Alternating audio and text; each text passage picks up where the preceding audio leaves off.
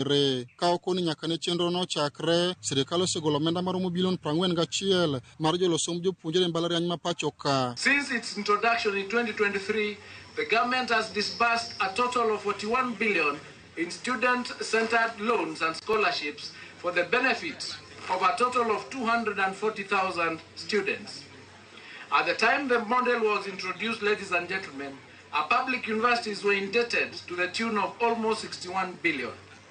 We will continue with the rollout of the model with the necessary modifications. Jatend migao no ni okone sirikal oikore mar medo bero sekta mar somo e pacho ka gitiyo machiegni gi jokanyo sekta mar somo eneno ni lai manyien mar somo mar CBC obedo makare. You may be aware that on the 11th of March 2025, all education stakeholders held a dialogue on the equality of learning under the competency-based education in this county at Ogande Girls. After conducting the dialogue throughout the country, I am happy to report that there is consensus that the reforms in the education sector are rolling out well despite a few challenges. The Curriculum Institute has prepared the curriculum designs, which will be distributed through the courtesy of Ministry of Education. From June, we are distributing the curriculum designs for senior school. We will also be evaluating books. Other than the curriculum designs, we are evaluating books in April, books which shall also be distributed to secondary schools, which will be our senior schools in June. Magitimore kamoko kum jopuonjre mag mbalariany to nyiso bwok margi wing'eto mar doho mar apil ewi lai manyien mar chude mbalariany. Jopuonjre go wacho ni lai manyien no ni kod midhiero mathoth ka opim kod lai machon ka koro gikwayo sirikal mondo okonygi mar neno ni gitimo penj maonge ng'ikruok moro amora. Jomonego konywa, the judiciary, there is independence of the judiciary. Kokunyal chung as a judiciary to speak for yourself. Koro onge kako konyo wande. Gech koro ka ruling osebedo pass to chak the same judiciary suspend. Koro wan wakia kaka wabro timo, wan jopiny, wan jopuonjre, wan leaders makiny. Ng'ato kik bed gi chia moro nikech koro en kanyo ok wabichopo kanyo, nwachop kanyo ikonyowa koso kikonyowa. To nikech koro usemiyowago kaka loan, miyowa sama wadware, kik ochung, kik riembwa school nikech utamowa loan. It's so unfortunate that the government is forcing us with this. Why? And as comrades, we are raising our voices. As a lady, we don't want this new funding model. The government tries to argue that they're trying to enforce equity. What is equity in this case? Education is what equalizes everyone. King'yo nyaka sani jomoko nge pesa mondo odhi mbele gi somo e skunde. King'yo kata last semester and other semesters, government poko chulo nyaka sani. Koro ji inyore. Alia Beach, Ramogi TV, Homa Bay. Juanga iwinjo kanyo gi tinya koronga juanga mabende jopuonjre mamoko bende osenyiso seyo margi kaluwore kod dwaro makamano. Kata kamano iwinjo kanyo jatend migao mochung'ne weche somo pachoka mano Migos Ogamba wacho ni chakre ne chenro makama chakre sirikal osegolo kanyo omenda maromo siling bilion 41 mano mar jolo somba mbalarianya e pacho kae.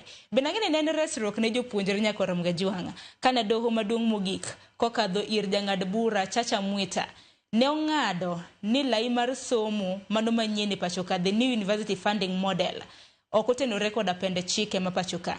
Neneno kanyo juma ni bende doho mar apil nochako wacho kendo ni koro ochiw thuolo mar ndalo 14 ne gwito okong'eto makamano ka gichiwo ndalo 14 mabiro mar mondo milos kendo chike mabende tayo university funding model. Pachena ngonya kwa mga juang yoronwa otele mago temachoka redi ka uchel nono mbi mago ganda bende yudowa achiel kachiel.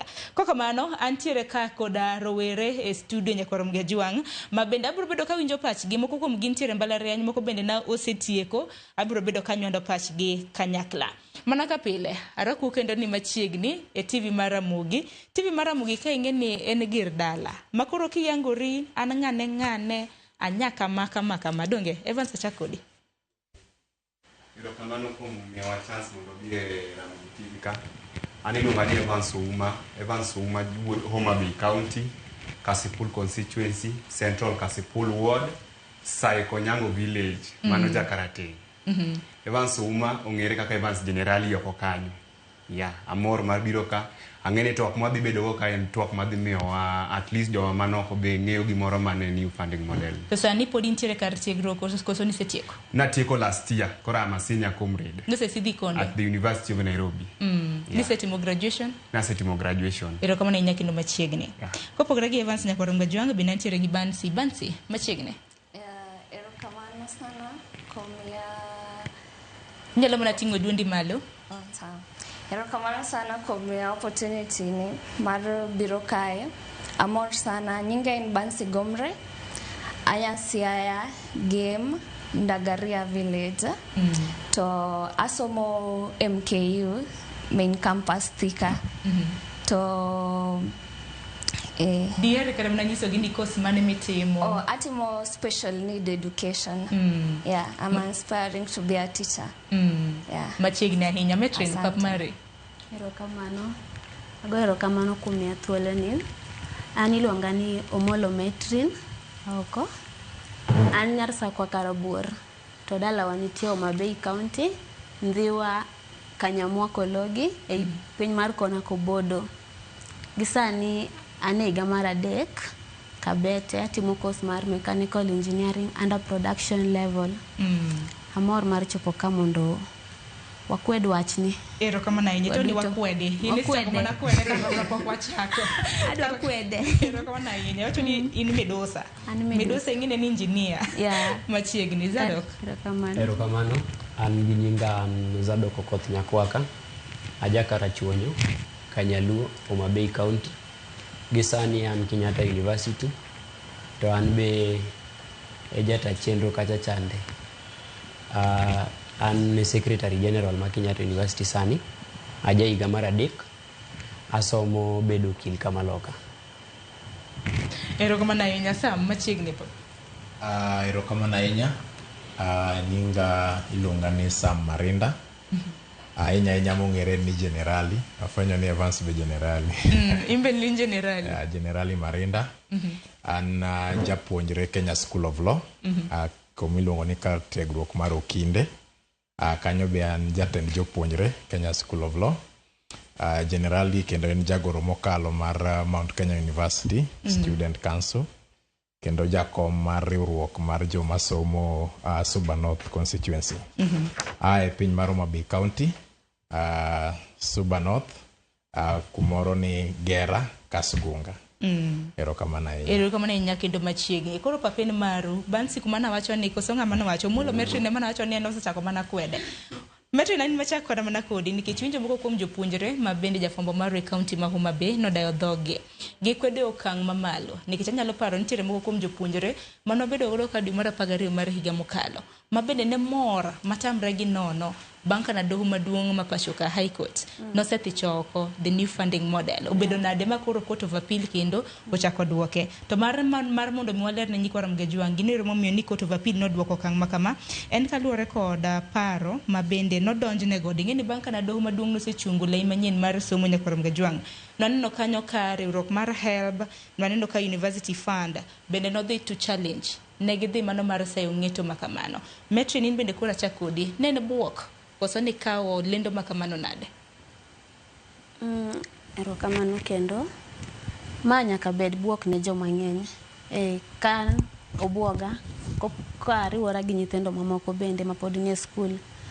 Ngima osebedo matek ne wate sani. To ka chako medi kendo the new model funding makoro chako kel ni kendo somo dhi bedo matek ne ji mopogore opogore. Sani kata kwa dok e joma ni piny kata gi joma nyalo. Ano ka ji duto buok mana nikech wachno. Yeah. Makoro obuogi nikech ang'o samoro? Okay, kakoro kanyocha kata pok ma obiro, basaris ne ok bi e yo mochomore tir. HELB gikawo kinde kapok ogolgi. To kochako medi kendo machielo ni. Ng'eny nyithindo dhi hinyore, comrades dhi hinyore e somo mabiro mbele. To kwaneno kamano, ng'eny jomoko bro kata we school because weche somo gi pesa, ngima tek, jonyuol ywak, ochumi rach. kochako tamruok e pesa ngima dhi ridore ne ji duto. Erokamano ahinya. Wachero tamruok e pesa to niwinjo kanyo ka jatend migao mochung' weche mag somo Migosi Ogamba nawacho kanyo ni yana chenro nochaki e higa mar 2023 gisechiwo kanyo omenda maromo siling bilion 41 mano mar jwalo somb jopuonjre mbalariany. Aken Evans pache nango kotenre kod okang' ma kamano ahinya e kinde gi in koro ilos kaka ex japuonjre dongi nikech en japuonjre mano osetieko somo bende nikech ang'eni bende nitiyo gi old funding model. Hapa ni gini nwachako wache last year mane ochako bedo ma serious to anyalo se government nikech government wa mar Kenya ni ama Ministry of Education timo gimoro eka think ni gino rach. Ok ginyal keto public participation mag ngini a number of students ama parents ok dwa gini. King'iyo kaka ne public participation otimore mar new funding model, majority nok dwar gini. Ki interview jogi ndino aneno gige TV, kidhi university system manitie gimane last year student leaders no luongo maandamano. Nine gidhi ng'anyo kamora mora mar pingo new funding model. Mane Ministry of Education ochuogo aput moro mar student mar review the new funding model. Nikech negi ng'eno rach. Kane ng'ato osedhi e court ma court ogole ni new funding model ni rach. To pod court machielo chak duoge ni mondo ng'iye.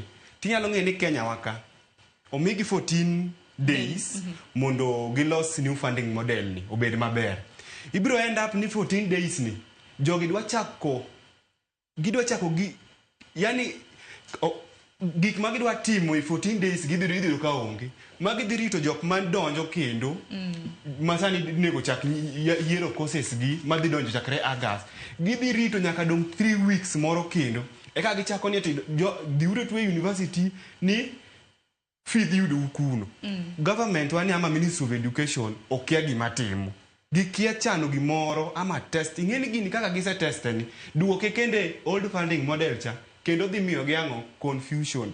The only thing maginyalo timo golo band 1 band 2 band 4 gidong kata gi bands 2 nikech magiketo ni to comrades pinge jonyuol pinge en gima kata no buoga kaneno nikech do natieko kumini koro pod atina nyalo dok e school an gi brother na moro kata ni wuon pod nyalo mana dok e tim kata mana kaen masters PhD anyalo dok to family wa be pod wan gi joma somo ni kich koro atieko kanyalo wacho ni ati the new funding model ni kuch kora city ku school awa new funding model no kata inyo nyithindo go nyan mano kochuna na city apana ni wan tie jok ma pod watelo negi student gi ma gini rach negi ingeni CS ni onge student ma text ni gionge fee. The ground ke die kaka student leaders man ka ginyalo ng'isi messages magiyudo ni ati be nyalo ke yaw na group mondo konya solo chulo fee. CS the office en gi stakeholders en kelo ne wach en onyalo wacho any figure wasegolo 50 billion wasegolo 8 billion golo billions go to yot the institution page those chancellors as vice chancellors ko ka gin gi pesa school ntendo team page ka University of Nairobi ok nyal timo page kapok itieko fee kati dong magi 130 ang'ena tima onge janyuol ne onge go to kete band 5 nathino poko dhi school nyaka kawuono ok dwa raise ne pesa ma 200 and something kasto court biro to wacho ni ati gino ber ni mondo waendelea go kasto migi 14 days ma in real sense 14 days no they elapse konge gimotimore. Erokamano ahinya. Bende wach bands go nyakoronga jongo biro bedo bende kwa lose chakre band 1 band 2 3 4 5 gin bands manyaka bendi walose omenda maromo nade mabedi biro bede ke time pok mago mag bands makamano ndala paga ngwen mabende Evans lose en ndalo mabende Court of Appeal doho mar appeal no chiwo ne migao mochung' weche mag somo mar mondo migi gine kaka inyalo los chike mano matayo lai manyien mano mar somo. Zado kangeni pod intiere mbalariany mano mar Kenyatta University emano kinyiso ni intiere hiki maradi bange dwaro nwa mar ng'e ni intiere hiki maradi mar ng'e kapo nono ni okang' makama kako bi affecti kata mna midhiero mabiro dhi keloni okomonda winj mana pachi kotendre kod dwaro mar siro somo mbalariany monde. Sharon chako kawacho ni ane hika maradek asomo bedo kil Parklands Kenyatta University kai to be ane jagoro mar Kenyatta University. To gima duong' masani buogowa en wach mane do mamalo mar appeal obiro godo kagi yie ni mondo lai mar tayo somo kata chiwo pesa e skunde mar new funding model mane sirikal oketo ema mondo duogi. An kaka jagoro to kendo be kaka ng'ama somo kinde ang'iyo wach ni e yore mar chike sana.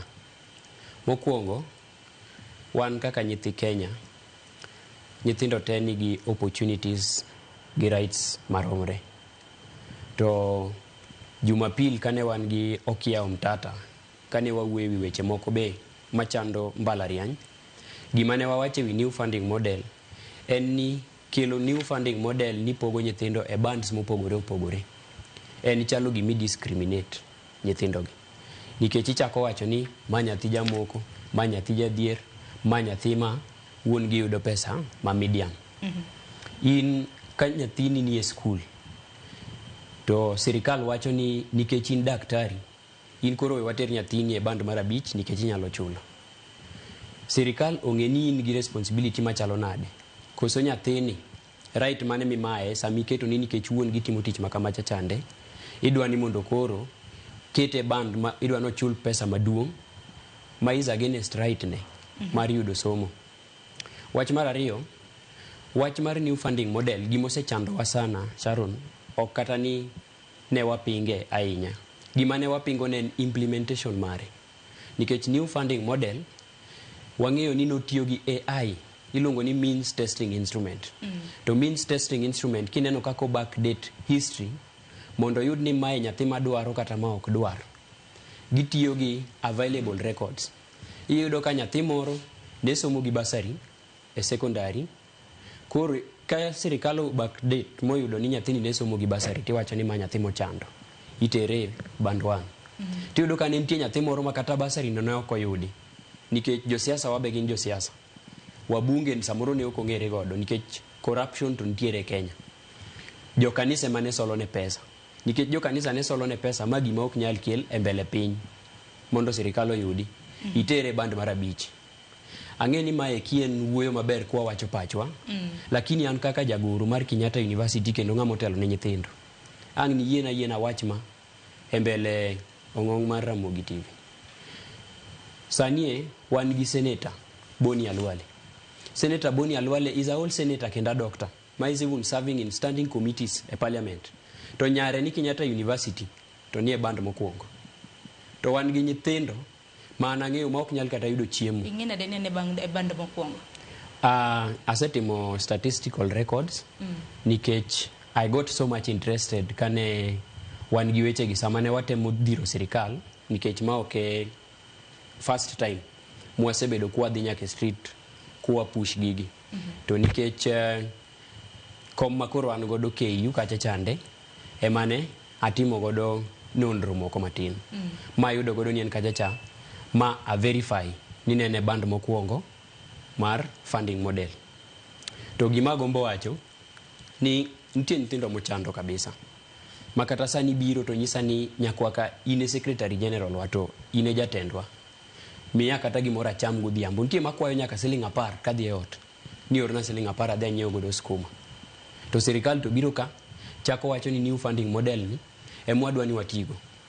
To mana kaka osewachi ni judiciary onge gi independence. Judiciary ok ochung' owuon. Sani makoro do mar appeal obiro ka wacho ni new funding model ni mondo duogoti. To do mane wantiere makatambe na dhie mar Milimani no chungo chenro ni eki. Ang'o ma gin gitiyo godo?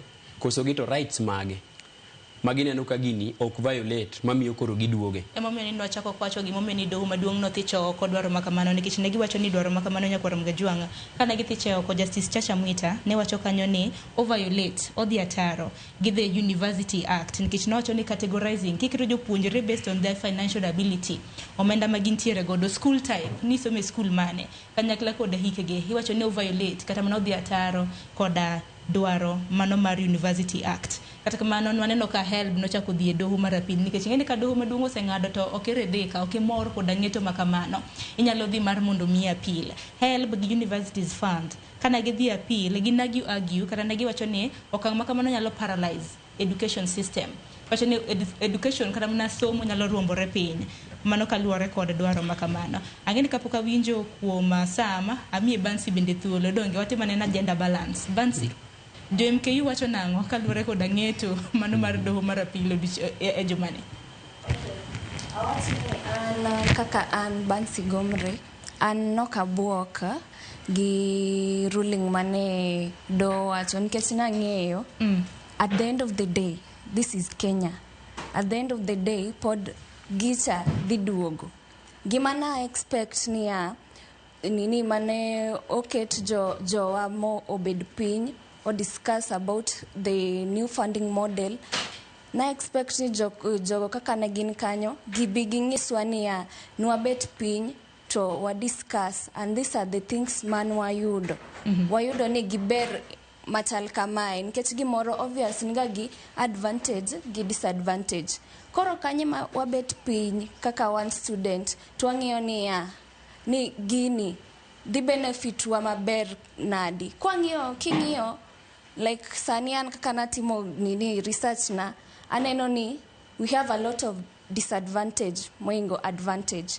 Advantage mokwongo en niya dhi konyo nyithindo moko ma seche moko chandre.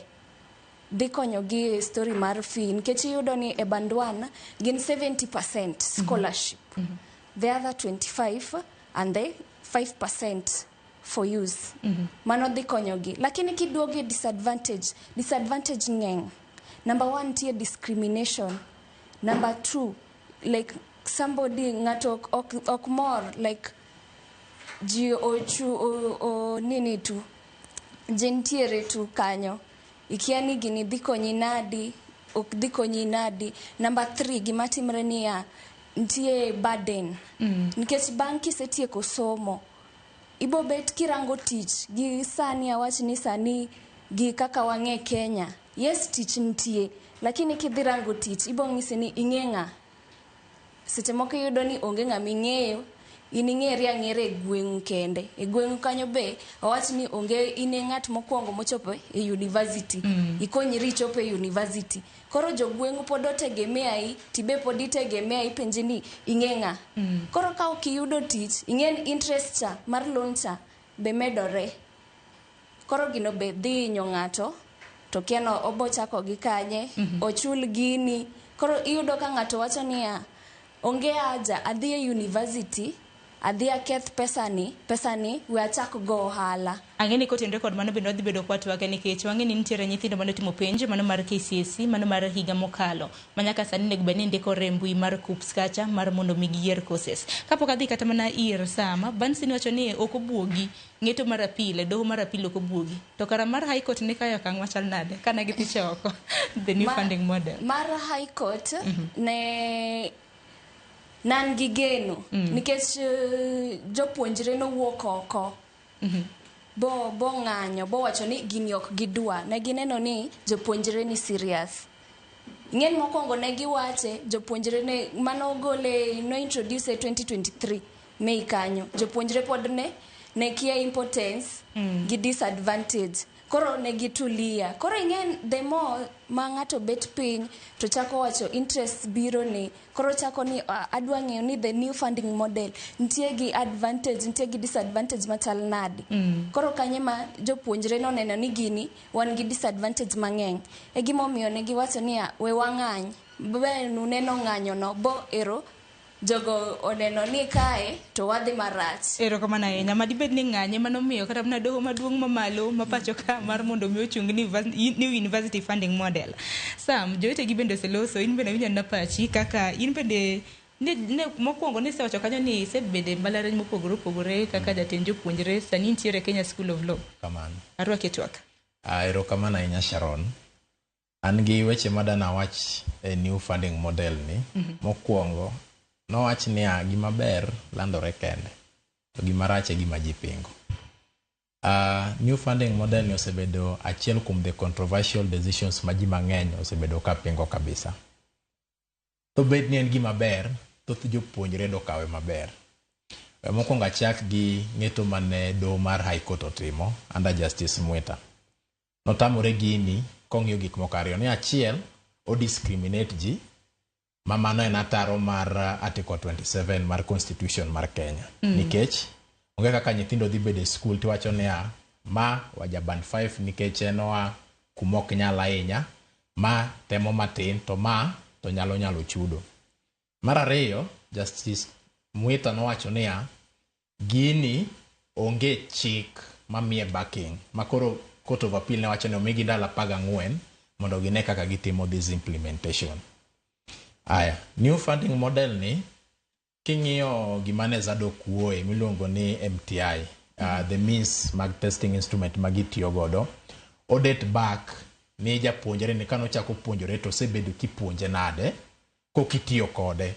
Koro the means magitiyo godo en more of gimanyalo wacho ni en theoretical than in its application. Like kaka gi apply opogore gi kaka wasome theory. Kech yudo ka ng'at ma ok nyal yudo kokete band moro ma ok onyal kabisa. Temomiyo wan wadwa niya gini oduoke mode machon maniluongo ni differentiated cost unit DCU.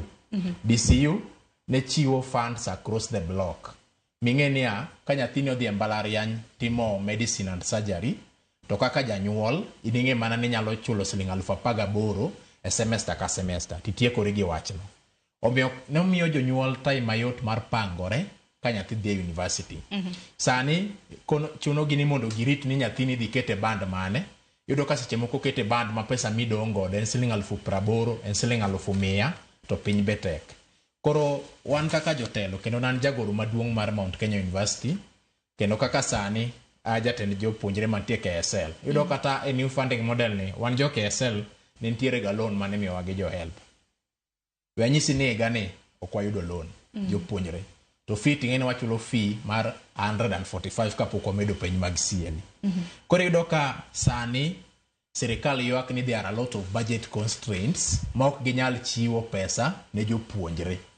Koro to DCU cha kane budget allocation otim ne wanyalo yudo kiti kaka joma tiegore weche mag chike mana nyalo miyo nyithindo gi pesa ma gitiyo godo weche 1, 2, 3. Koro new funding model masani ni ok wayie kode. Gimane serikal onego tim nonego bednia gidoke DCU machon cha to ging'iyo niya ere kaka wanyalo konyo nyithindo mok nyal ahinya to giketo substandard, giketo standard value, giwacho kata ne we koro fee odog piny kama to ang'ad koni kama mondo wang'i nikech somo e gima duong' e piny mar Kenya ka. Koro omiyo chik mane do mar Court of Appeal ogolo no an obwoga kabisa, lakini be ok obwoga ahinya nikech ahinya yudo ka gik ma High Court otamore Court of Appeal maroma Kenya dhi to kadho giga ma osemiyo ka ji mang'eny question. Lakini onego bed ni judiciary marwa wan kaka jotelo wakono gini gibed gi independence. Nikech ka ji okoso geno e judiciary to wabo bedo gi gimiluongo ni anarchy of the law. Tende ni onge kumaro ma wanyachak wagene nikech judiciary marwa osenyore kabisa. Tamor ni itiegori mar bedo kilin kanyakla kod Zadok. Ang'eni biro bedo kukuotnwa katiba kar maradi. Wacho kata mana nangi wacho kotende kod hola ma bende piny wacho chiwo. Jatend piny nosingo ni obiro bedo kumiyo loan. Useyudo loan ma ichwalo koso podi. Koso luor wacho. Evan sino kada ni los nikech into koro yonge. Ng'an gi jogo wan kodgi. In kodgi. Ineno sani okay, an organizing secretary mar OKA, mano student mane onagi Comrades Alliance, mano jok mosetieko to gi jok ma pod nie mbalariany. Koro I interact gi jok ma osetiyo gi jok ma pod nie mbalariany. Giwacho nang'o kotende koro kineno kipenjo gi seche moko kadhi group ama wabedo ga gi online meeting tapenjo gi adi moseyudo loan mano bedo promise. Ido ni ei jogo te 90% wacho ni poko yudo loan. Koro okinyal wacho ni atine no wacho ni yude Friday. Koro pinja jok man kan gisi Friday. Nikech ang'e jatend piny to nosingo kinde manotimo campaign e gwenge mag Nairobi ka par ni kar chung'o od bura ma Kibra ema nowache Bansi ni sayude. Pok yude. Mulo metren. Okay. Adiera. To koro adaro mar bodo bwadhi nyime gi twak maka maendi. Samoro bo bedo ko dong singo ne gowi. Koro nitie nikech wasebedo kwa lose bands. Samoro nitiere japuonjore moro ma en ok odhi yiero course kacha. To woro mana ne bands go to ginang. Kata na janyuol moro ma bende ng'iewa. Adaro mar mon malose band nikech nitiere band 1 2 3 4 5. Nyakorom Gajwang. Evans in madana chako ditwak makama nikech in privilege bedo e koro waluongo bana ni old funding model nikech koro mai luongo ni new funding model. To new funding model mar mondo mi piny owacho chiwo scholarship kata mna help loan iwacho ni nitiere 4 classes: vulnerable, extremely needy gi less needy. To piny owacho through MTI means testing instrument cha gine ma gibiro bedo to gi place kanyo. Koro ang'e no biro bedo kwa lero ni matut kwa dhi nyime gi chenro makama. Pogruok mane Evans ma ineno kae e kind old funding model ma bende nikonyore yudo gi masani? Okay, old funding model. To ing'iso advantage gi disadvantage nikech gima nitiere gi ber nyaka bed gi rachne donge. Okay. Okay, old funding model, for example, ka nitimo penji dwe mar 11, by dwe mar 2, dwe mar 1 result noseduogo. O apply KUPS keto uchon kabisa. Ka ning'eni the University of Nairobi kaka kuma naseng'eyo, tiyudo ka already ka nidhi e website gi, tiseng'eni fee gichulo pesa di. Mane fee ka nwadonjo nwachulo 28,000. Mano mani biro go cash. Mano the whole fee mar the whole year. Makata ka koro iseng'eni idhi University of Nairobi, ami idhi MKU, idhi Kenyatta. Ka nidhi e website gi, to nidho the fee structure, ing'e maber ni help dhi chulo ma, ini dhi chulo ma. Kata ka nionge pesa, mi plan, kata ka inyalo organize rambe moro kaka timo nikech ing'e maber ni idhi UON fee en 28 maonge gimoro ni kia ni idhi chulo more ama less en 28,000. Makise chulo 28,000 ibet nyaka higa rum. Mano ber mar old funding model. Hapa ni kana jok mane tadia nyaka sani hapa ni potio gi. Zada gini podo to gi old one donge nikech ma poko kete tim. Ni funding model sani ni secondias donge. Jok mane secondias ka di chiene man gi. Koro old funding model mane berne ka ni ng'eyo ber ni dhi UON already singe nini gifima inyalo jipanga. To marwa masani mar new funding model ni hapa ni last year na birira muikai ka ji join kana discuss this funding model thing. To nodong hapa ni 3 days na biro kodong 3 days the next Monday ne freshers join. Tito ni nyaka sechego ng'ato kiani ikete band money. Ng'ato kiani odhi chulo pesa di. Ere kaka janyuol dwa ikore gi days modongi. To sirikal to ng'isi ni ya in 3 days modongo in the school fee dhi luwi. Ng'isa ni ati ere ng'adwa chulo ni pesa no kise di school nikech school to ing'eni ministry to golo orders. Idhi university to riembi. Koro margi masani ni mar ni funding model ni orach onge gi ano kane an mo kane kata berne. Okanya wacho ni ati en gi berne. Oberne ng'amo kete ni band 1 oberne samo somo no. Bato dhibere ne marach kositieko somo. To old funding model ma koro idwa wuoge ni ento rach maneno nani kanyo? Okay, old funding model ni rach ne manyalo wacho apa ni kumiriyo wa en kar help. Iwacho ni ati wachulo immediately watieko wanie. Ing'eni an kana donjo na graduate last year. Apa ni pod adum comrade. To help ochako pira na chul loan kapok a graduate. Kata pok iyudo tich. Pok ayudo tich, help ochako pira na chul loan. Ing'eni ang'e message go racha ni jogi bewi gi be. Kano chopo apa ni 2 weeks ago giketa e ngabe an default akoro ni pok achudo. Nyoro nedo ka gioro na message ni gidhi chako gocho ne guarantors ga. Ni Adam rachulo loan. Koro dhiera ni ati to koso ntie kaka iseyudo tich samoro gi ng'io records ne ntie kaka osara moro donjoni. Unless gimiya.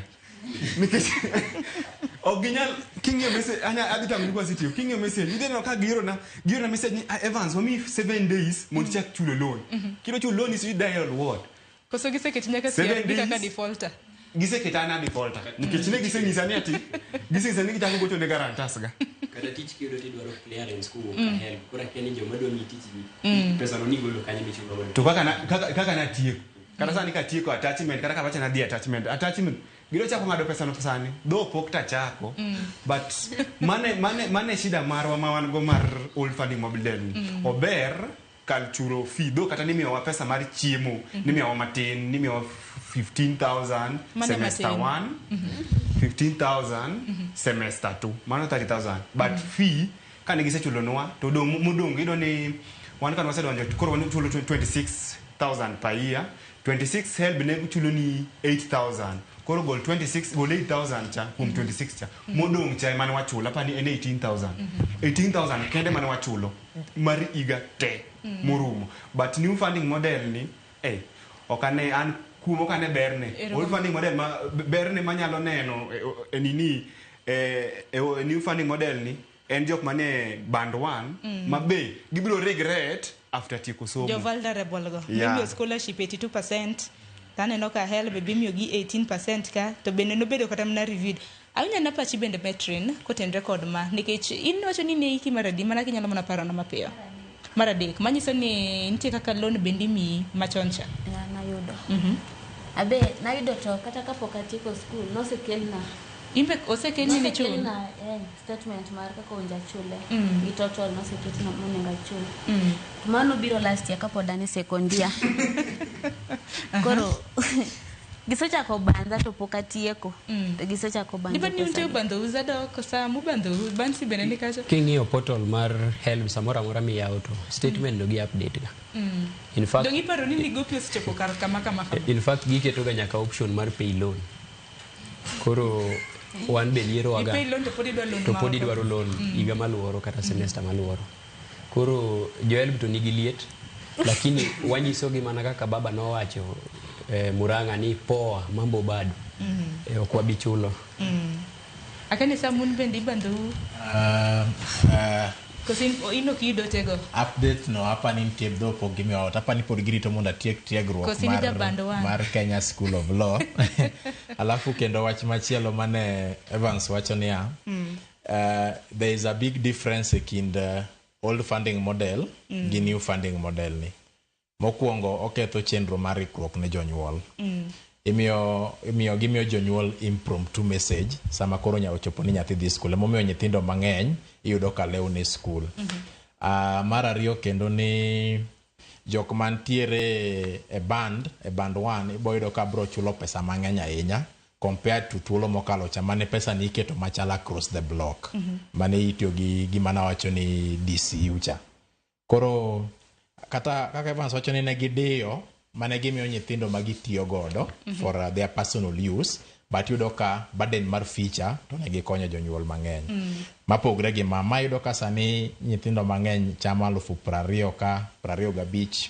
nyaka 30 luwore gi kaka in gidwaro ema gimiyo gi new funding model magitiyogo kwa gichagi chulo negi to koro yudo kata ko missing 25,000 to figi weni monde chul mar siling 70,000 yudo ka ok en unreasonable emomiyo ineno ka ji goko ko mang'eny ahinya wacho emomiyo ne dar mar mondo mwalose nikech ang'eni ywe wadhi bedo kaka okar saa 4 mano mar okinyi e kind thuolo ma dakika 5 gi adar mar mondo miyang'iki ni formula model iwacho ni funding model mabendi tiyo godo parne New University Funding Model ni noyange e higa mar 2023 kanoyange na nitiere initial formula mabende noketi mabende jopiny nogo koko mobedo revised initial formula iwacho ni jo vulnerable nimiyo scholarship mar 82% extremely needy nimiyo 70 needy 53 less needy nimiyo 38 reviewed mabende sani koro en geno mar ni bobed ka itiyo kodgi en manene kini thuolo mar ndalo 14 momigi mar mondo migi los chike matayo omenda makama akene bende ginyalo duoke chien koso nang'o abro bedo ka winjo pachu kata kamano a reviewed formula ne band 1 scholarship en 70% HELB loan 25% household contribution mano omenda ma japuonjre tiyo godo iwacho ni 5% band 2 jok ma extremely needy scholarship imiyo gi 60% HELB 30% band 3 50% 30 band 4 40% mano scholarship HELB imiyo gi 30% band 5 emimiyo gi scholarship ma 30% gi HELB mano mar 30%. Manyiso ni korom gajonge bands gi keki band 1 enang'o gi band 5 koro pogrok nitiere.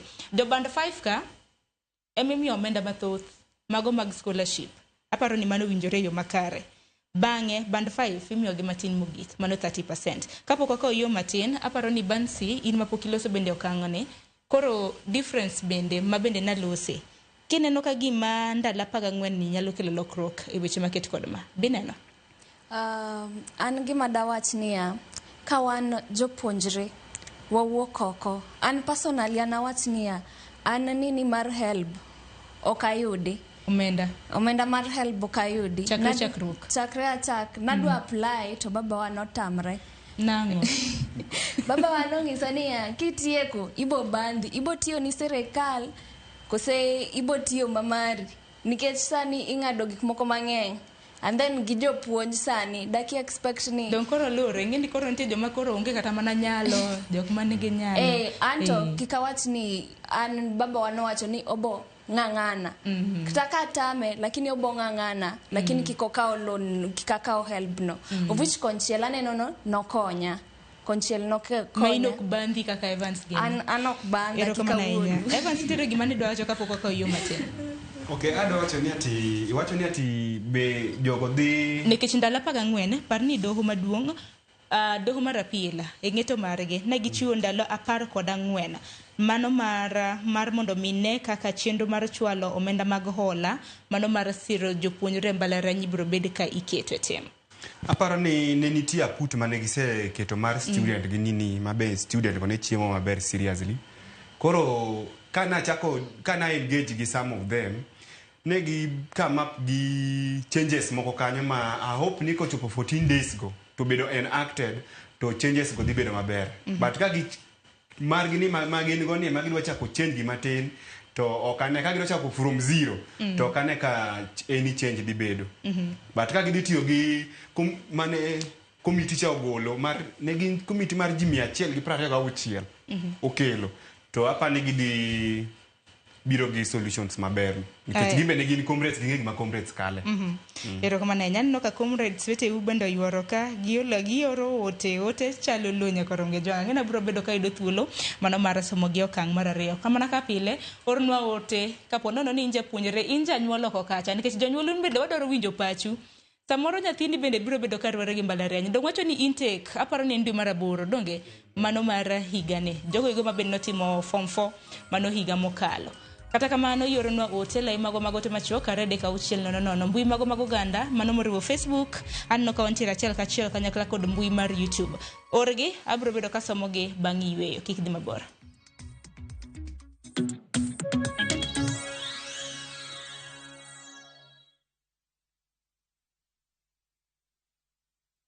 Europe awaits na View Travel. Join our 10-day European adventure from April 13th to 22nd, 2025. Explore Belgium, Czech Republic, France, Germany, and the Netherlands with tours in Prague, Amsterdam, and Paris. Enjoy boat cruises on the Vltava, Seine, Lake Isle, and Rhine, plus visits to Prague Castle and the Eiffel Tower. All this and more starting from $2,550 per person sharing. Book now and lipa pole pole. Visit viewtravel.com or call and WhatsApp 0703 254 254. View Travel. Dream, explore, discover.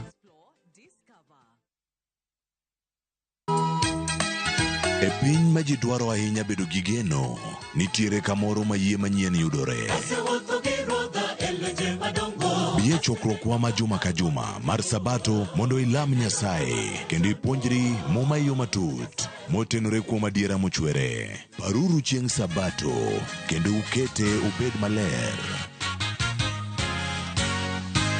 Nyasaye oseluongowa e kinde makende mar lamo.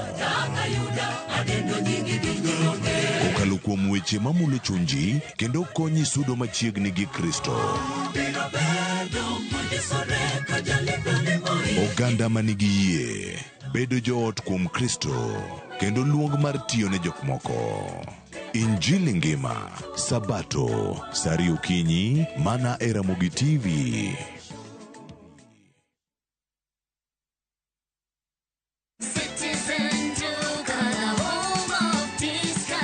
Msimu huu wa Ramadhan, save pakubwa na Citizen Duka, the home of discounts. Pata tende 500 grams kwa shilingi 289 kutoka 375, 2 kgs basmati rice kwa 589 badala 746, 2 kg ya unga wa ngano kwa 149 kutoka 171 na 500 ml maziwa kwa shilingi 45 badala ya 49. Kununua bidhaa hizi, dial *487*5 hash, chagua bidhaa unayoitaka, lipa na uchukue bidhaa hizi kwenye Quickmart Supermarket karibu nawe na uenjoy kusave.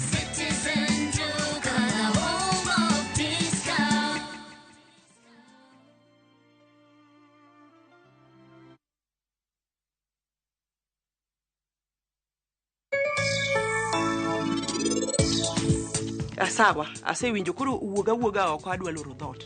Nyar kochi, okwanya kata manyo solution. Awacho na asewinjo. Idwa ni nuri otope idel. Jirani, wuoga oko.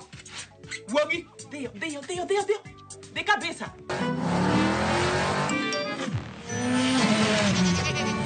Easter happiness all around. Win big with the WRC Safari Rally 2025. Revisha and feel the roar.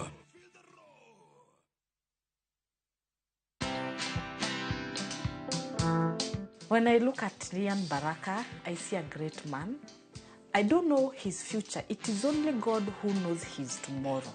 But believe you me, God has mtoa ICU for him to suffer. He could not eat via the mouth. Right now, he eats everything. Yenda natuambianga, tunaweza pika huku.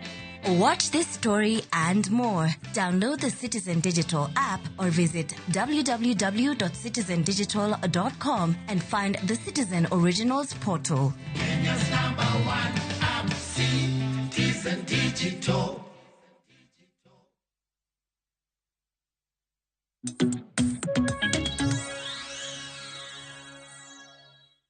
Nyakoronga juang dakika oskadha ng'wen tok saa ng'wen mano mar okinyi. Pod wantiere ka chenro mar mbaka oromo okinyi ma kawuono wachako tende koda siro sombo mbalariany e pacho ka. Nanyisi mar mondo mior ote mage abro bedo ka somogi. En mana neno ka mose motimo cathedral ka.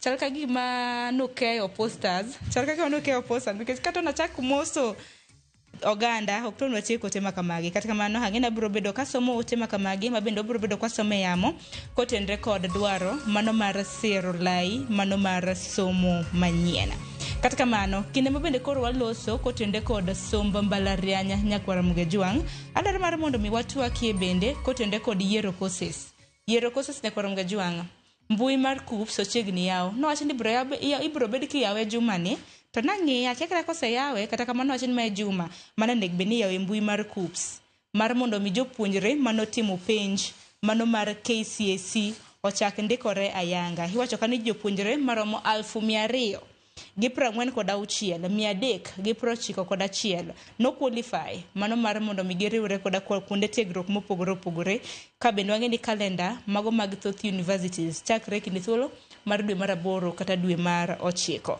okang' makama bende kele ing'eni show makama ineno koda ji mathoth kopogore gi jonyuol ineno koda jopuonjre rowere mabende deher mar mondo mi oriwre kod mbalariany ang'eni unduto te courses manotimo kata kanokonyu kata ka une manotimogi kata ka un manoyiero okinyi makawuono adaro mar mondo mi wajiw oganda mantiere oko kacha achak kod Sam akeni okil ketimo okil kama loka ninyisa ni bende sani nitiere KSL Kenya School of Law noche ni bende sebedo MKU akeni bende ne police omolo koso nango to kos kane yiero ni doro bedo kil onyu na sigandi matin erokamano ahinya Sharon an kachakre na dwa bedo okil kachako gi kapod an e high school mano the Great Mbita High School led by Chief Principal Kennedy Ojijo kendo nan gi a lot of passion for law kan watimo form 4 wakalo penj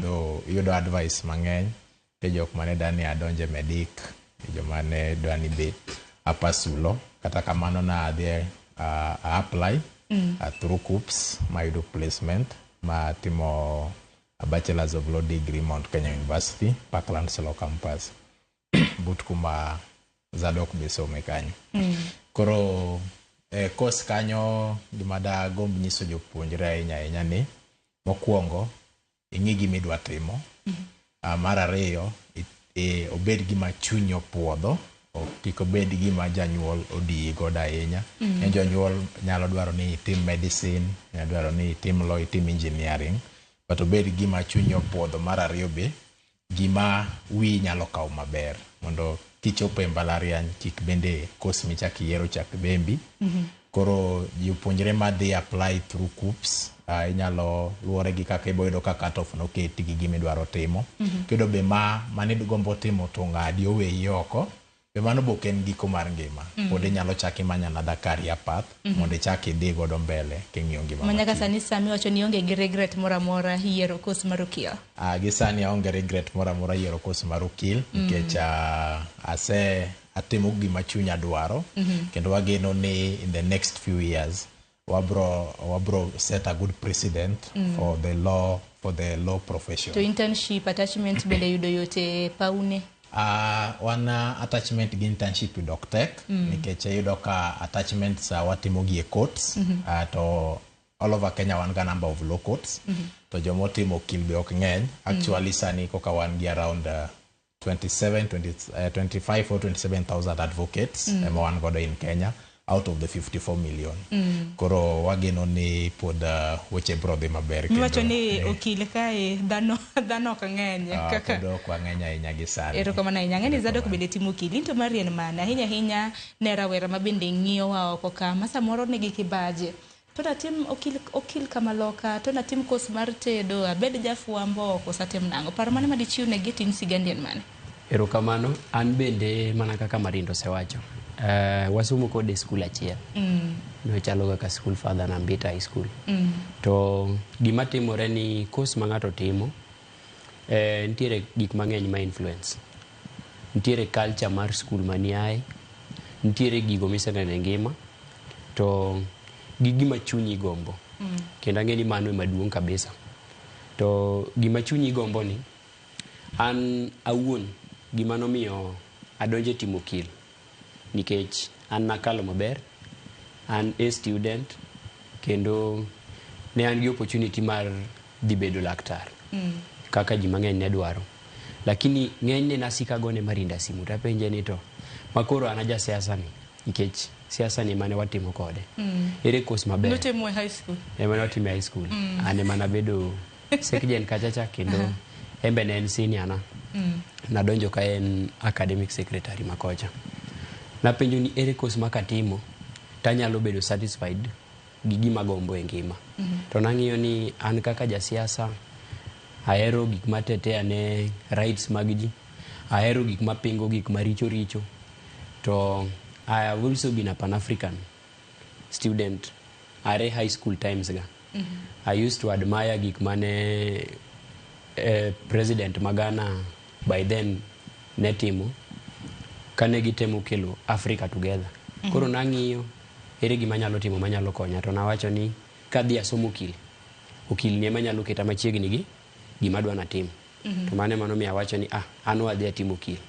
To ne an quite different nikech ang'e ni mano be en penjo mag nebi ka select institution kata ka kuriwe cut off points nitiere ji masiko wacho ni wan wado mana dhi University of Nairobi kuma Evans ne nitiere nikech mano university kende manigi the article there but ino nyaka luonge ni the ok luonge mana Nairobi University but anyalo nyiso nyithindwa madhi donje mbalariany ni kata ki apply university to nitie gik mang'eny mowinjo be ning'iyo yier course ma igombo ka in gi ability no kichope to mar ariyo be mbalariany be kik yiera nikech kako bedo hyped nitiere be mbalariany matimo maber e kuonde gi moko wach ok atem wacho ni Kenyatta University kuma ni jagore mancha obedo ranked sani the world class university but atem wacho ni nitie mbalariany moko matindo e diere ka mabe timo maber e courses kati biro mana Strathmore ka gimbe gibere okil kibiro MKU gin thara gisomo ka jo high school koro nyithindwa yier course midwaro to biye to gima bagombo wacho nitiere sani gima nyithindwa penjo ga mang'eny mama be duoko magidwaro ni to course midwa na tim ni ben gi tich an gima nyalo nyisi ni sani kama Kenya osegike ni kaka wamedo dhini en kaka in aggressive to gi vigilant ok ochuno ni mondi riti mondi ka bi mitich kati bed mana daktari courses madongo ma jo wacho bedo medusa bedo daktari bedo okil wan gi lawyers ma jivanji marito mondo polise omak ji do lawyers ma jivanji go mago to ketho nying profession wa nikech mana kaka Samo sewacho advocates tine Kenya magi ng'eny gi gin jomo ogore piny ne penj ma KSL kech kacha chakoro onge kwalo kata gisomo through backdoor gi diploma gi paralegal gi koro giwuondo jopiny kacha lakini yier course midwaro kata kidwaro catering no ibo tiyo maber ibo poka ine makori yudo tich kaka Songo kacha chande ine makori tede State House kama sani wang'eyo ni kata rigi jok nyal chope inyalo pol kichopo e ot manie hill koro an mane gima nyalo wacho erokamano ahinya kinde ma bende wayiero courses ma kamagi Nyakorom Gajwang' iyiero course mar mondo mi ondike tich kosi yiero course mar mondo mi in iwuon indikri go de tich aparo ni mano bende penjo maduong' e kinde ma bende wakawo courses ma kamagi Metrin in bende kelie twak course mitimo nokonyi yiero nin passionate about it kosin kaka Zadok ma samoro bende noolo paro ka wuok kuom comrade wadgi Masam erokamano An atimo mechanical engineering. An course nagombo time lakini nokayudo grade mar chopo time university. Yeah. Koro nokoluonga go lakini amor an go wadwe mano yiero na to nokona ni you are capable of doing it.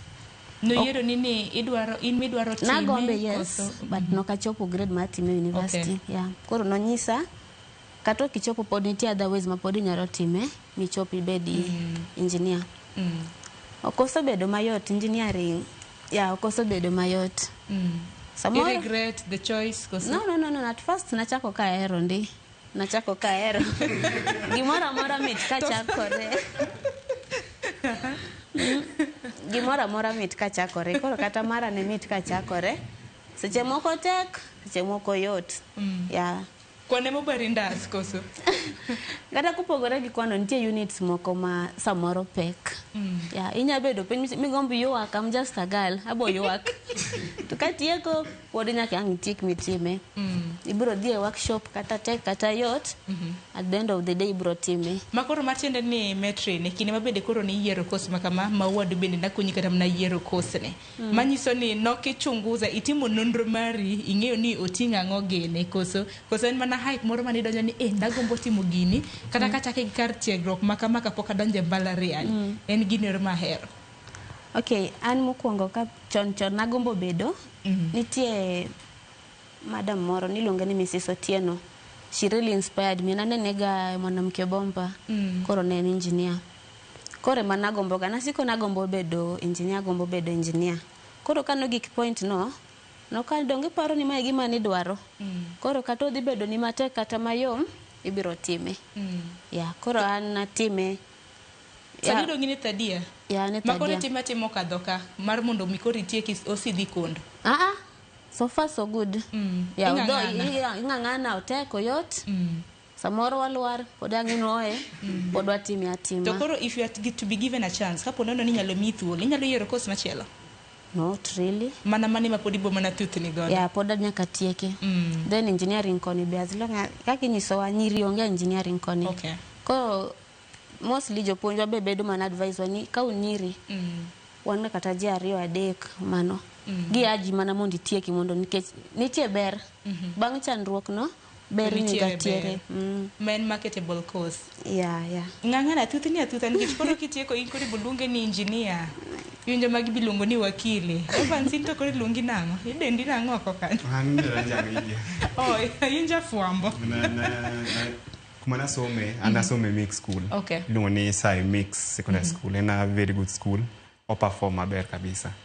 Koro ka school onenegi a very serious journalism club. Madam Brenda mane patron wa. Kaso nan chairman mar club no. Koro naero ga weche media weche fuambo gi dok fuambo film production. Koro anything with to do with the film naero kabisa.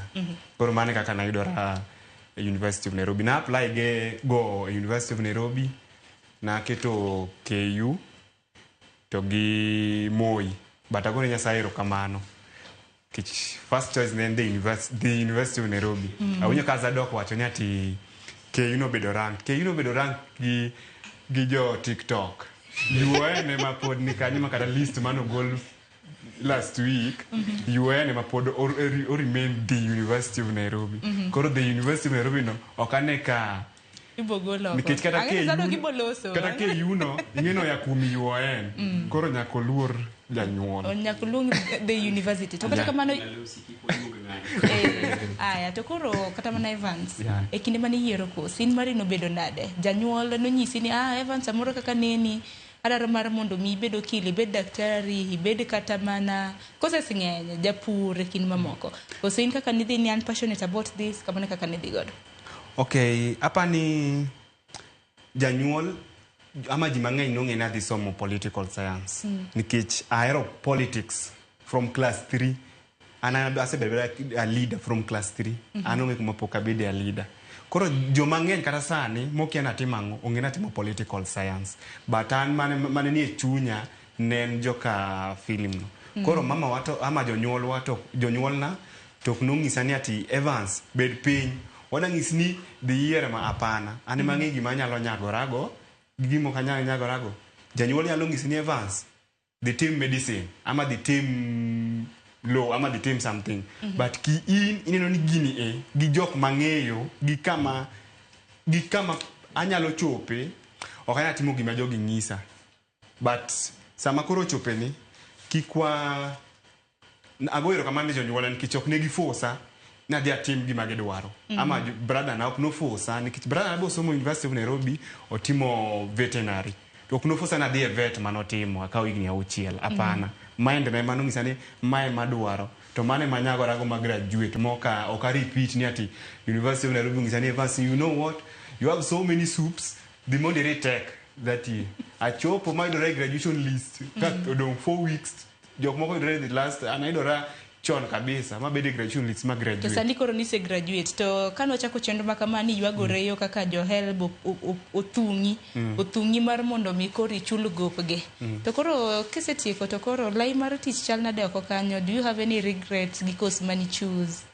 Aonge regret nikech sani kata king'iyo jite en ni connection mani ma in go ang'o inyalo timo mapiyo piyo nikech ok anyal bedo piny tarito ni ati wabed piny kama bede ni nyaka chieng' moro ma jo film production ama jo media moro biro luonga na tim apana nitie tich moko mabiro nyalo biro mi ikaw mapiyo piyo nikech kata ok kacha wan gi jok motimo nyaka engineering wan go sipo mane wa graduate moko ya from otimo BCom pod wan go wa struggle loko watu wago ne maruoth nikech pod warokore maler we continue moving. Ano ka regret ni ati na choose mano.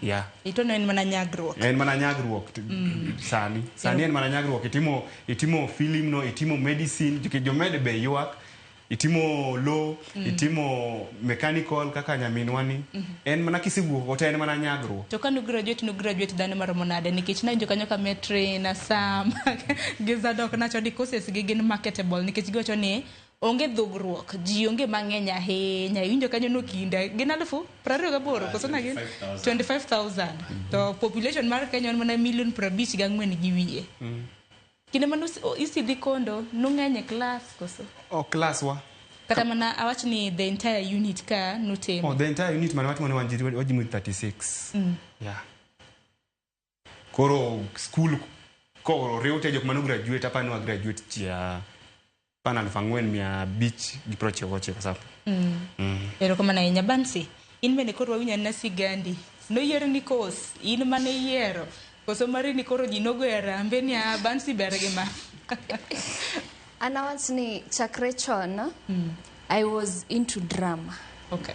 Koro nadwa timo film and animation to banga duoko kano duogo to baba wanong'isa niya idwa timo course mane tang'isa ni adwa timo film and animation ama japuonj to kowinjo japuonj to tamre to ng'isa ni japuonj gi Kenya masani onge kuma ibo nini nikech ntie kazi nda moko kanyo mabe otimo nini notimo education lakini up to now pod pokondik gi TSC koro baba was not into that ong'isa niya choose another course ungisa ni team nini nursing anto no kadwa nursing tangisa ni baba anto nursing okadwa an story mar nursing okadwa wewe adhir japuonj tongisa ni aya basi the team film and animation to abet piny aparo film and animation gi japuonj. Okay, after all, adhi interact, japuonj adhi interact gi nyithindo, gi jok moko mang'eny. Film and animation be adhi interact gi ji. But an main aim mara en mar interaction mar ji mang'eny. Koro aduogo awacho ni watim education. To openja education, idwa timo mane, nikech nitie SNE, special needs education, gi normal. Koro nabet piny, tawacho niya, adwa timo SNE. Nikech kang'iyo ji mang'eny oluoro special need education. Nikech kata na apply ji neng'isa niya ibo nyalo gi nyithindo ibete class nyathini in gi autistic child in gi nini child man gi cerebral palsy ang'iso gi niya an gima dwaro niya abed kanyo apuonj jogi to be from there is where I'm going to learn kaka nyathini kaka entiere ni en autistic nikech be jo autistic go be gin giriek koro kanyo be an nadwaro learn. I teach them and I also learn. Koro angiso baba wania anto adwaro dhir dini timo special need. To ngisa ni insure ta angise ni anto unsure mane gima dwaro. To ngisa no kidwa film and animation kendo angise na anadwaro SNE. To ngisa ne sawa gimidwaro emidhi team. Koro kana donje SNE mokuongo na luor. Nikech nawacho ni ngen from influence of the other peers mane wacho ni special need okiot ing'ia gik moko mang'eny to naluor ba penjra first semester na bet pin ba penjra niya Bansi idwaro gini adier insure gi gini idwaro gini adier to gimoro ngisa ni inyalo you can do it. Koro the more manaendelea gi puonjra to aduogo ayudo that spirit odojona bukoro sani I can say I'm very comfortable and be awacho ni MKU be miyo opportunities mang'eny nikech ineno ni inyalo teru e skundego you get to interact ingeni jo autistic kamae jok moko gi the other ni the deaf kamae the way they communicate mano be interest medo grow. To class to ji matimo courses no kata mna king'iyo gi thoth koso ji matimo ngen ji oluoro SNE ji oluoro SNE koro anto awach e class wa 1G51 okay e class wa 1G51 but ji ok ng'eny ji from yudo ni intake ni maybe G50 the other intake gin ji ok kal gimoro 70 kanyo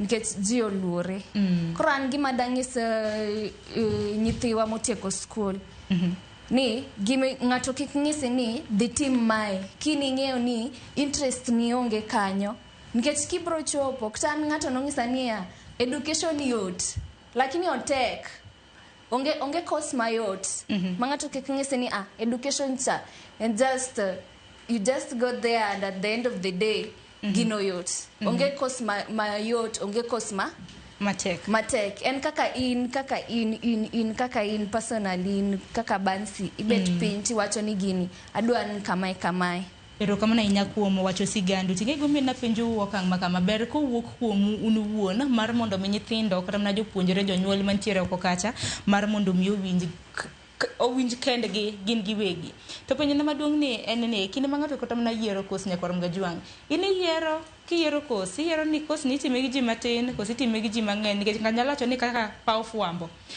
be nitie koda tieng' de ng'eny samoro nganyalo ni kar fuambo ka tema koro iwacho ni ji duto to koro nitie nikech kila kata nyalo mana bedo jafuambo ndika ni giwuwe ni datam ng'ato ok datam ng'ato donge amume ni neno kata mna kambui mopogore ji ndika ji bro bedo ka pogo share pitch ni mopogore koro tiegro kanyo ema bro bedo ka kelo pogro kinde jafuambo ge japiny nikech jafuambo nitie gik manyalo ndiko nitie videos monyalo share e kind mamoko en mana ni okil kamaloka kutimo okil kamaloka be nangiga ni specialization koso onge samoro nyalo mana nyiso gi nikech akon mana okil ka ni kora no okil kamaloka anyalo chung ne ngane doho be specialization be nitiere samoro igolo doke itge ero kama na inya kendo Sharon ka poka wacho kar specialization ahinya adani be ajiw joma tindo ni gibed gi mentors manyalo konyi mondo move in a given career path machunyi gombo. Ka wacho ma brief history an ngama no mentor into law was my sister milongo ni Beryl Marinda, who is the managing partner of Marinda and Company Advocates, because she was a lawyer before me. So when I looked up to her, onyalo mentor you well into a career path that you may want. Alafu specialization bentiere weka awuoye law matin law ki pursue as a degree to bedo gi misomo kwanza kaka degree you get that bachelor's of law as a degree but koro yudo ka thothne wan gi jomo specialize te joma ntiere constitutional law ntiere joma ntiere criminal te joma ntiere corporate ntiere joma ntiere environmental human right te joma dhi nyaka up to international law. Koro this specialization inyalo timo gi at master's level kuma koro inyalo manyo a given area ma koro idwani idhiye, kidwani idhiye weche mag employment, kidwani idhiye conveyancing gi weche mag land, koro specialize but after the degree misatimo as an individual. Alafu kendo koro yudo ka ntiere in Kenya wan gi a lot of lawyers mwange mobedo sharpened in given areas. Kaka kiwe about Senior Counsel James Orengo, ingeni komaka constitutional petition, so he will take it very well. Okay. Tio jomabo specialized environmental, but koro mago you do at advanced stages mag masters level. Koro kaluwore gi kuma chunye dwaro. Ntiebe a lot of organizations mabeji nyalo tiyo godo. Okocho ni jite nyaka bed practicing advocates ma stand a court. Te joma ntiere FIDA Kenya, te joma ntiere Katiba Institute, te joma ntiere in a number of NGOs. But also there are a lot of opportunities kaka there are those in various mantiere department mopogore migiepe serikal mabet tiyo kuonde mag legal departments. Koro kik ng'ato ene an koro an gi passion mar law lakini ok anya chunge court. Adana nyis jopuonjre ni kata kitime tiere kuonde moko mabe pod inyalo tiye mathoth. To bende ng'ani paro machielo mabende ibiro bedo ka mienje kinde mabende jopuonjre yiero courses. Ng'ato bo nyisi ni kata nigi ji mang'eny ok ibi yudo tich. Evans bende mano paro magidhi godo. Kata cha nigi ji mang'eny course cha nyithindo misidho kondo gin mana 1,100 gi bi pile ka pile. Mana mapiyo kapok goyo matin. Okay, ana wacho ni mano kik ng'ato dhi gi mentality no. Ni ng'ato ng'isi ni ati mera kacha dhano ng'eny, jopuonje ng'eny. Gima wacho sani e Kenya ma wantie, wahero ok wahero, kidhi somo ng'e ni sani en ng'eng'a ere kaka inyalo timo girino e ground, but inyalo bet kanyo. An gosiepena mano otimo course mokanda wacho mane ji graduate KUG 4,000 but any tich sani otiyo depend. Kik ibed ni ati an kanyo nigi ji mang'eny, inyalo dhi e marino ma ine gugu ji ariyogo tibete igni 6 ama igni 20 mitho kata kapok yudo gimoro. Koro in team course king'eni course nani nitie gima target godo. Kik idhi course ni anyway watima akal tekni an gi degree along ane gini maonge degree an gi PhD watim team course king'eni ang'o i target go chunyi wuon ini dwaro ang'o gi course no. Paro maliwa ahinya nyakorom ga jonda kiken 30 tok sangwen kora singo kaono wuok e ywe matin adhi bedo ka somote magi nikech anno ka moko kuomo bendo wachono ka somote abro bedo ka kaoge akayo matin.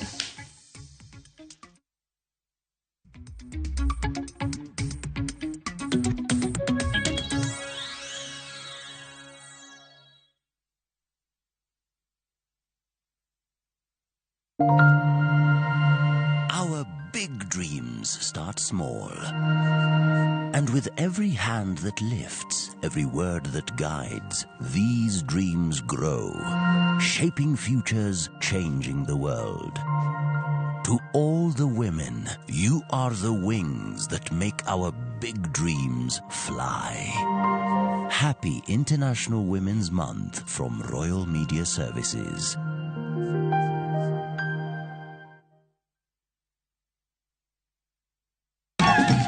Chakre kit ngima joluo machon, amiya gwatani mod jaoda maduong' mondo iluor timena.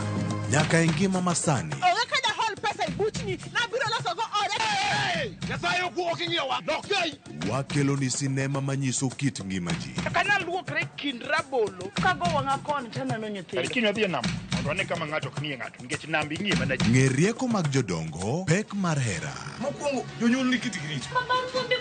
Dala ka okadwa. Koda kamor mar ngima. Idendo gi English ni my darling. Kaka kinde mosekalo kod masani esigenni mopogore opogore. Odhiambo maru eka koro dwa chacho. Ng'ama onge pesa. Wini sani ng'ama onge pesa itimo nade? Winam Cinema Jumapil saa 2:15 otieno kod saa 4 otieno. Kik bai. Bin pirumo ni kendo gi Power Tank kik ibed kod kibaji mar nok mar pi. Power Tank sani osesidhi e nyadhi mar Super Brands nikech ber mare kod rang'iny mar loso mare.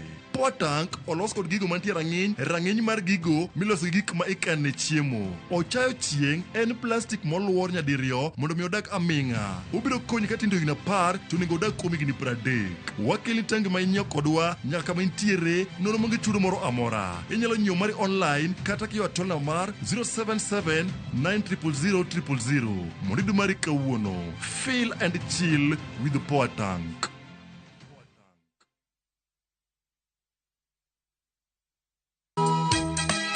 E piny ma ji dwaro ahinya bedo gi geno, nitiere kamoro ma yie manyien yudore.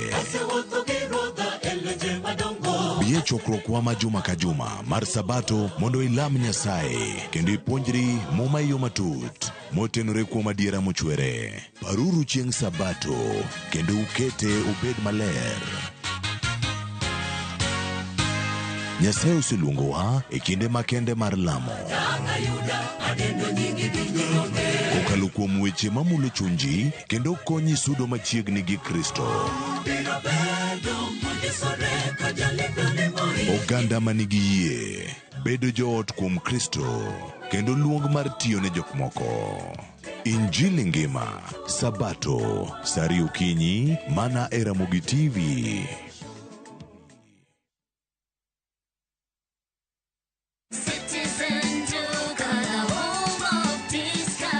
Msimu huu wa Ramadhan, save pakubwa na Citizen Duka, the home of discounts. Pata tende 500 grams kwa shilingi 289 kutoka 375. 2 kgs basmati rice kwa 589 badala 746. 2 kg ya unga wa ngano kwa 149 kutoka 171 na 500 ml maziwa kwa shilingi 45 badala ya 49. Kununua bidhaa hizi, dial *487*5 hash, chagua bidhaa unayoitaka, lipa na uchukue bidhaa hizi kwenye Quickmart Supermarket karibu nawe na uenjoy kusave.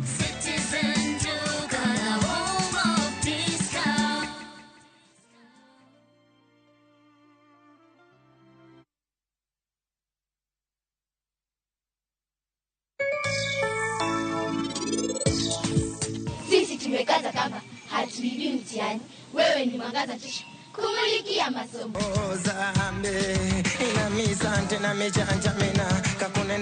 Wayudoni diel mono mari wendi kuoki abila mano yudo kode nyainya no romo giguok e dot kanyo e kano toyo keje kuom guogno.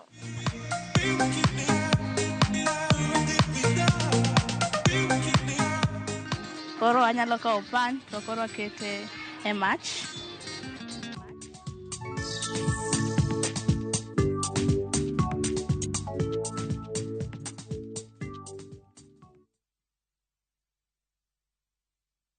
Solo mitena chaka duogo kendo Nigi niringe ema chaka duogo kendo ayo Solo mitena chaka duogo Amosa utejo kanyanam an nyinga en Dickens Derrick. Mondo mi yud wenda marwa parie manene kaka sikiza tune mari idio mana *812 *784 hash. Parie ni Ramogi TV e od jothumbe duto.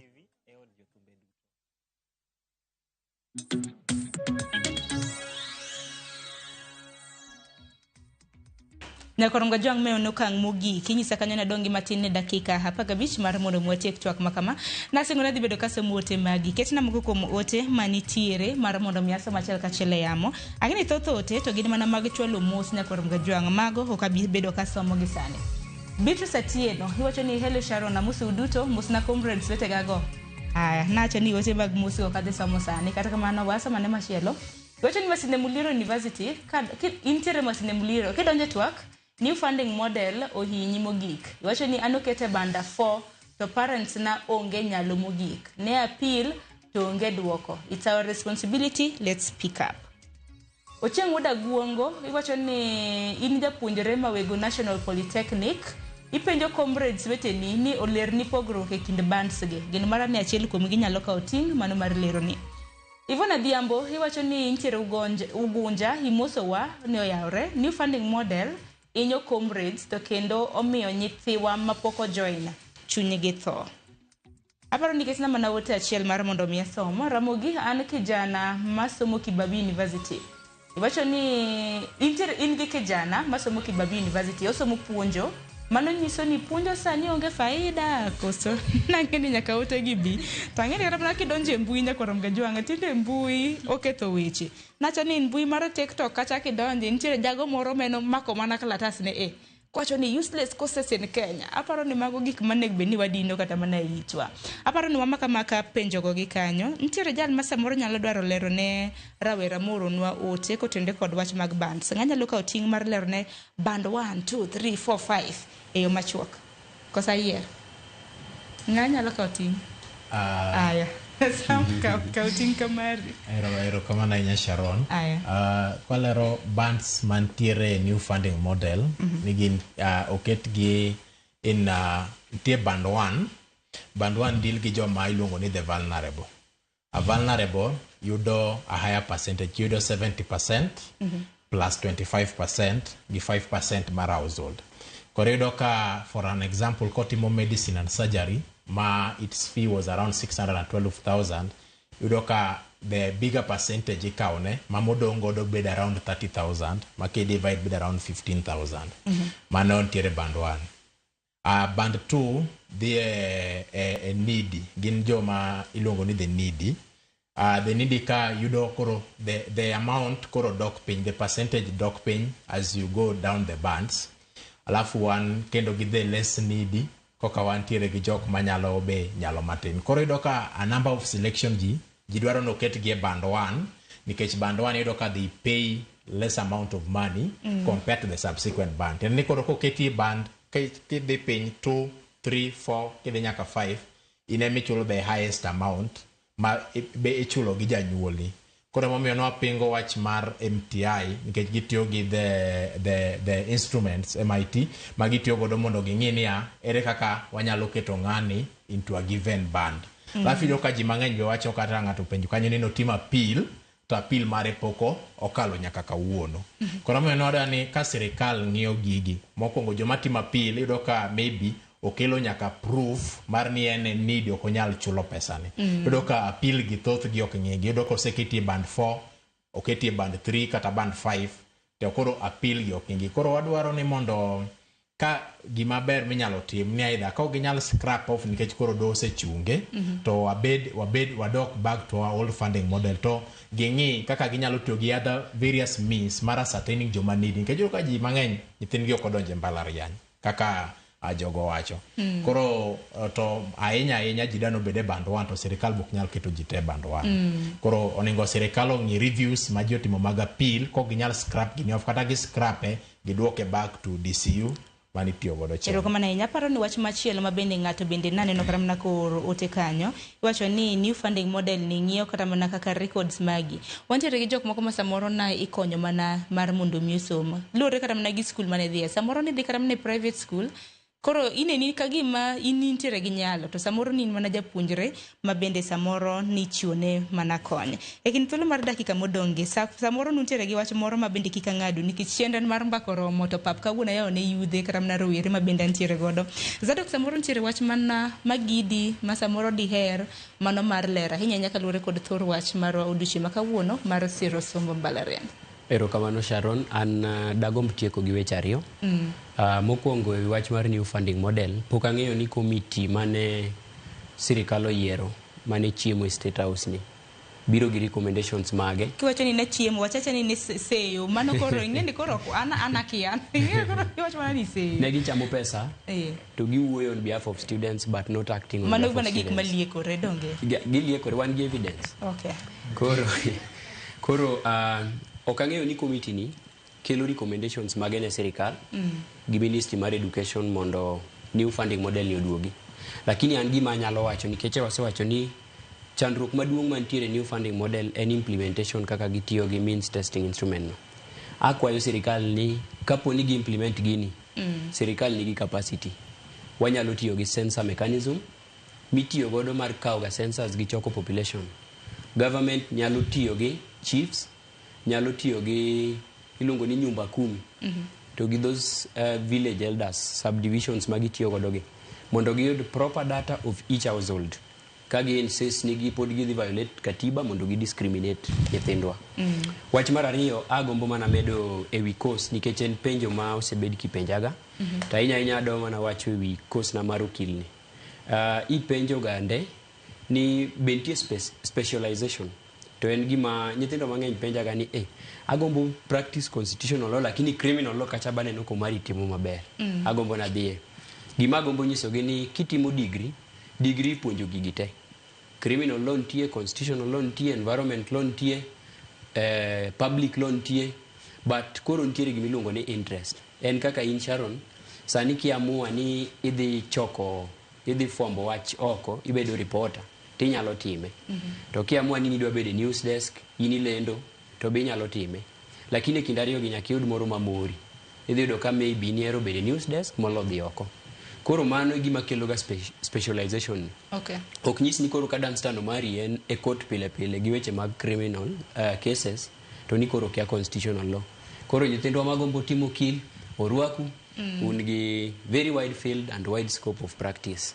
Erouru kamano. Erokamano ahinya Metrin. In bende paro mane ma diher chwalo ne jopuonjre samoro paro ma diher chwalo ne jonyuol oko kacha yiero course university funding model e kin mamoko. Erokamano.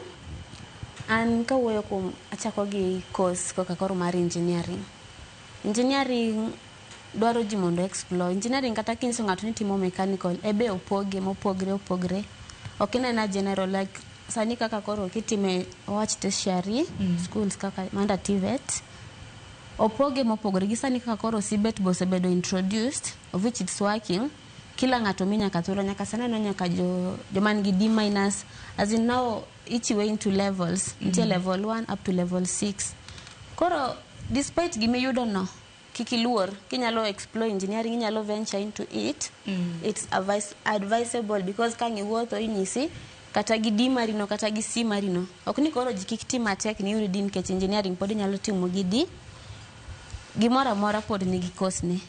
So engineering en course maber okanya tamre ober. Tero paro bende mana Metrin mar mondo mi kelo nikech mar mondo mi kata mana ang'eyo wasomo mar mondo mi wakadh penji donge mar mondo mi wayud kata mana courses wayud tije kata mana maber.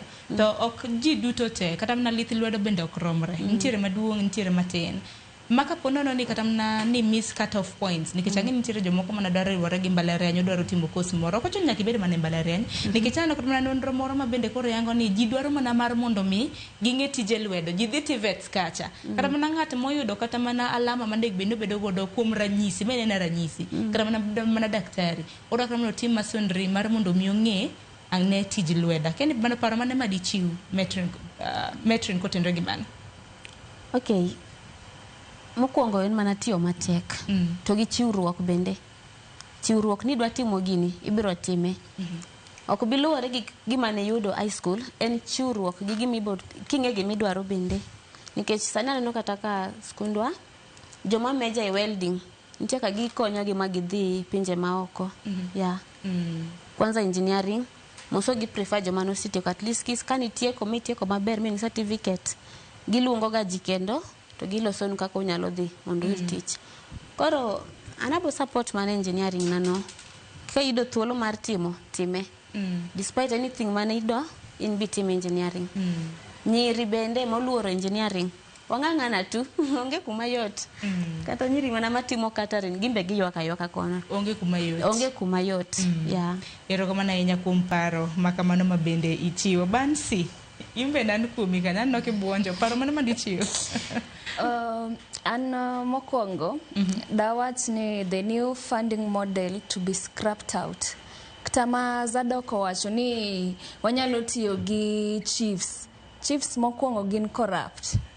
Nikech ng'ato biro biro to ng'ise niya an adwa ni ketna nyathina ni ok anyali to semiye gimoro matin odhi keto ni nyathicha ok nyal yet nitie jok moko mok nyal adieri koro dhi miss opportunity. Ma gima dwa tim niya this new funding model to be scrapped out.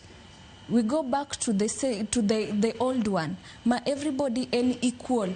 Either in jamalo in japiny un equal. Ok ni ka ng'ato tieko school to pod okia ni pesa di modhi chulo gi ang'o. And then aneno ka ng'ato wacho ni ni japuonj onge market koro kik ng'ato tim. An gima dwa nyiso unia Gen Z wan lazy kika wachi kika riasi wan lazy nikech iyudo ng'ato ni after graduation eno beta okorang tich owacho ni donge bora ni anyalo yudo data mar donjo TikTok a stream live anan sawa jonyuol be an go kae miya gimoro matin en sawa mondo owuog oko gi papers negi odhi orang tich oboro dhi e school achiel kosa dhi e school achiel omiye some frustration owacho ni jogo chendo ochako dokot koro ing'eyo mano at the end of the day yudo ng'ato no graduate to pod onge tich an gi osiep na iluongo ni Evanjo no graduate last year to en japuonj to be en gi another hustle also watch oluongre ni Happy Fit kanyo be emoyude matin nikech pesa to krom ga kata kiyudo 100 and pesa okrom ga nikech nitie gik moko ma ing'ado koro an gima da ng'ise jowetena mose graduate waweuru bet piny ni warito mi bokelnwa unyalo venture into business be kanyo be unyalo yudo to kik ng'ato ng'isi in ng'at mosetieko school mirito donje university kik ng'ato ng'isi ni course ni is not marketable ni nikech ji ntiere mang'eny yes ji ntiere mang'eny skunde be ng'eny an mana gima dawa erokamano ahinya koro gi thuolo na biro bedo ka chiwo thuolo na generali ariyo aparo ni Samin na thungi mana gi wach funding model cha imbe na pok ichiwo pachi to koro chak Evans generali to generali gitu lunguru nango nikech imbe ni generali nyingi generali gitu no kanye Evans kotieko okay kwatieko mar generali na explain wani ngise dokte kaya okay kada wuyo funding model an gima nyalo kwayo government mondo ong'i dwaro mar jopiny owinji ma jopiny wacho mondo at least oket into act to ka ponono ni gidwa tiyo gi gini nikech kenjwa ka bung'e mochope gik moko nyaka move kata wawuo kata watamore ginyalo last year natiyo gi Ministry of Labor and Social Protection jok masandore ka to nan kaka enumerator Lang'ata and Kibra but nomiwa wadhi manyo jok ma ok nyal to ginotime counties te mane Kenya to nomiwa gadgets mane kwa bire odi to wago ipicha ka ine yot wakaw details gite wago ipicha ka ine dot wacho ni idake ot man nen a very good data kaka nyalo liars be the Ministry of Labor at least mondo giyud accurate information ka if any case ni ma gidwa tiyo go ni gidwa tiyo gi wach nidi ni wach less nidi gi Ministry of Labor ginotimore ka counties wate 47 anatime Lang'ata ka Nairobi ka constituencies ariyo mawuothe household 364 king'iyo joma nidi nwago gi picha nwapenjo gi penjo mane nitie kanyo ne gin questions 56 wapenjo ni bin gi natie school mshachiro monade bin gi birth certificate jogo gimora mora nyaka ka ni KRP nwago picha wago gi picha nyaka ka ine yot odi no kwa ngisi ni wago gi picha nikinyo biro wamonja mondo kikidhitero e od ng'ato wago gi picha ka ine odi at least ne manone data nitie data maber manyalo konyo government e place jogi ka if any case pod gidwa tiyo gi gini to kuom courses anyalo ngiso jowa madwaro apply courses ama ma application ma pani de chake this weekend ama se chake sani kik ibed gi pressure ni idhi timo gima ng'ane timo wich mang'ane ni go pogore gi mari to wan kaka onagi Comrades Alliance umbrella wano ma tiyo gi jok ma osetieko gi jok ma poni e mbalariany wan gi aput ma for example nitie student madwaro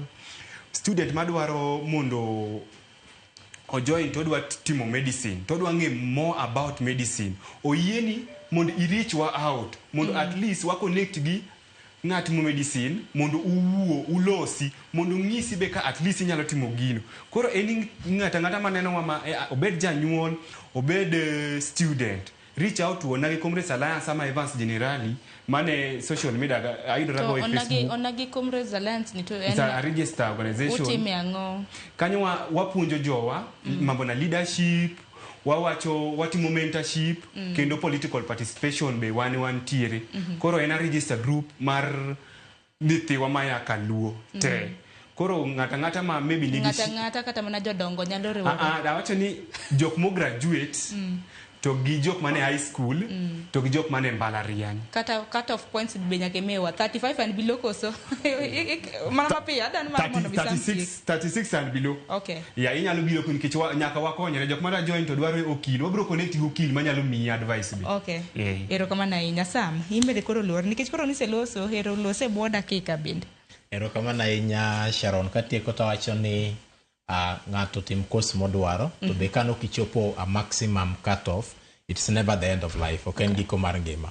Wantie gi TVETs, wan gi colleges, pod inyalo chako course gi at an advanced stage. I watch mar funding model. Adana make reference to Chinua Achebe.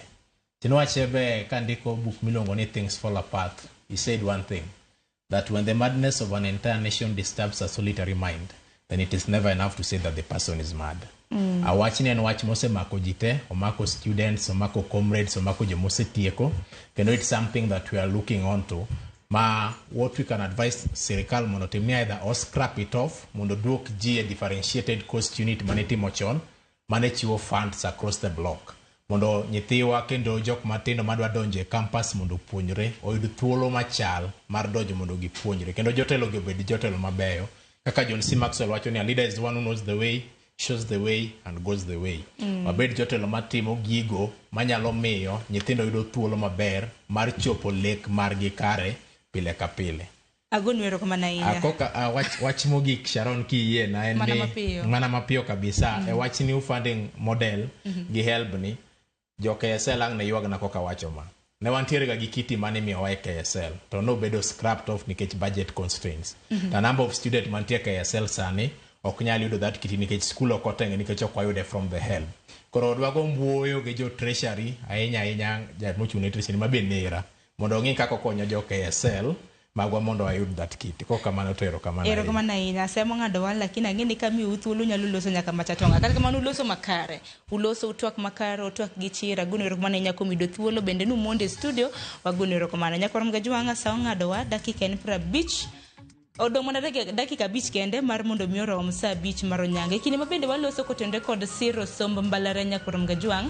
Wenge wagi itwani tiere oko kacha. Mar nena ni pinya wacho kokale migao mar somo. Banka nagiselando ni koro chike dhibedo kag magayo chenro mano mar chwalo menda mano mar somo. Ibro bedo kilose buonda la parga ngwen.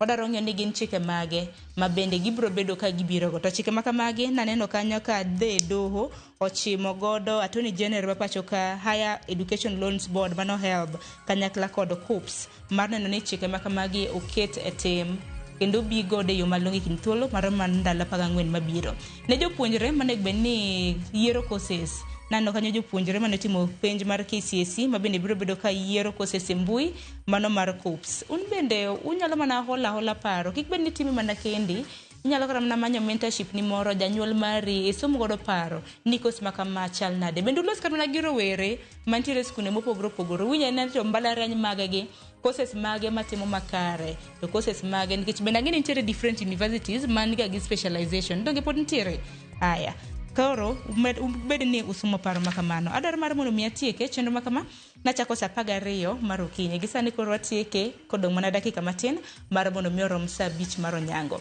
ibed kod odera makare warad kendo juma mabiro nyinga Sharon Ongao.